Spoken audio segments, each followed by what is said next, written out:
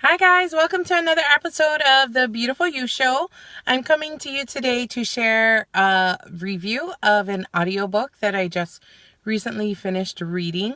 It is called You Are a Badass, and it's by Jen Sincero. The spelling is Jen for the first name. Last name is Sincero.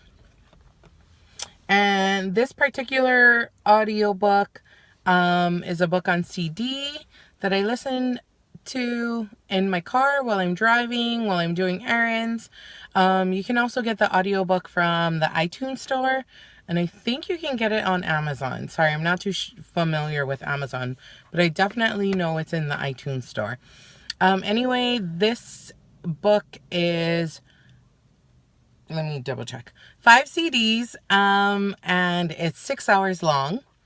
So let me just share with you, I'm an auditory listener. So one of the things when I listen to audiobooks is a person's voice. It really affects whether I continue listening to it or I move on to another book. And Jen Sincero, her voice was very appealing. So that's the first thing. I really enjoyed her voice tone, her inflection. It was easy to listen to. Also, there's a tone in the book, I would have to say, to where it's almost conversational. Like you're talking to a friend when you're reading the book, or like she's just talking to you. Like, yo, like you're in a coaching session and she's like, yo, these are things that you need to do. And this is how you can get to do them. So I really like that. It was very easy to listen to. I didn't feel like she was being too preachy. I also felt like she had real life experience that she was drawing from.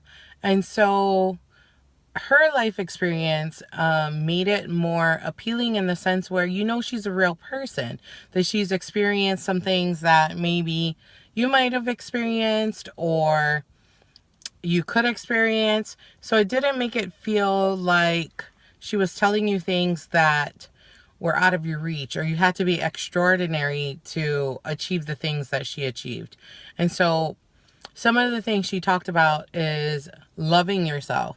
So every time she gives you like, I don't know, a lesson or something, she'll tell you like the 5 or 6 things you need to do. And usually every time there's a love yourself in there.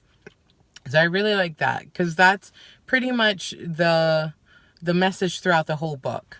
The importance of loving yourself, recognizing who you are, seeing that you are unique, and then going about being that in the world to achieve your dreams. And so this is one of those books that it makes you feel kind of not necessarily fearless.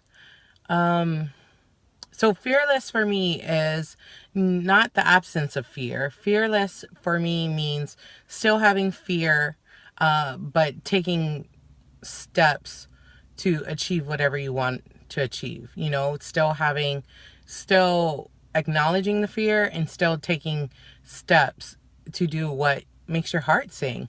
And so this book is kind of similar to that in the sense where, yes, there's going to be things that possibly other people can do better than you, but guess what? They're not you.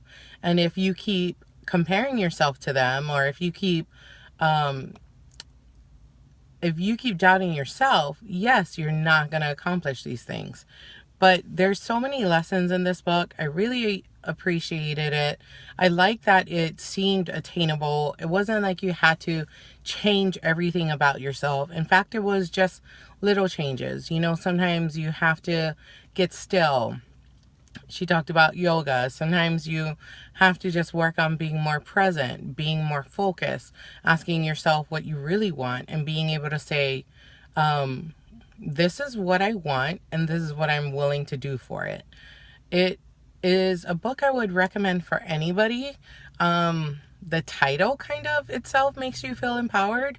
You are a badass. And so when you have that mentality, it's not necessarily you're going out, kicking people's asses kicking asses and taking numbers. It's more like, yeah, I can do this.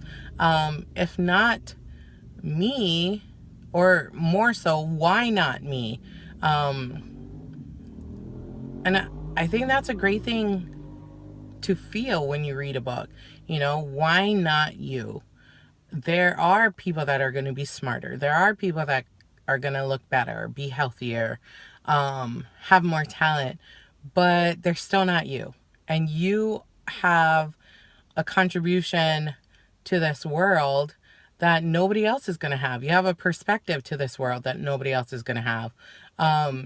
You have an experience to this world that nobody else is going to have. But I love this book. I plan on reading it again. My goal is to eventually buy the audiobook on iTunes so I can have it with me all the time.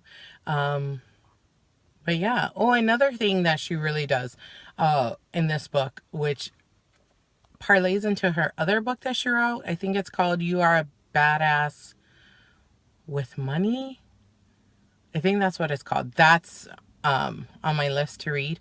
But it also gives you the idea that you can be rich, or you can be wealthy, and that it's okay to be wealthy.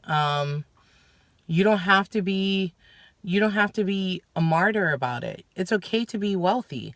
There's things in this world that you're gonna want to accomplish that you need money for, and it's okay to want money. It's okay to say, yes, I want to be wealthy. I want to have these experiences. And so I'm really excited and looking forward to reading that other book. But in the meantime, I give this book 2 thumbs up. I recommend that anybody that wants to feel like a badass read this book. And you know what? Go out and do the things that make you feel beautiful. That's it for this episode. Thank you for being here, and I'll catch you later. Okay, bye-bye.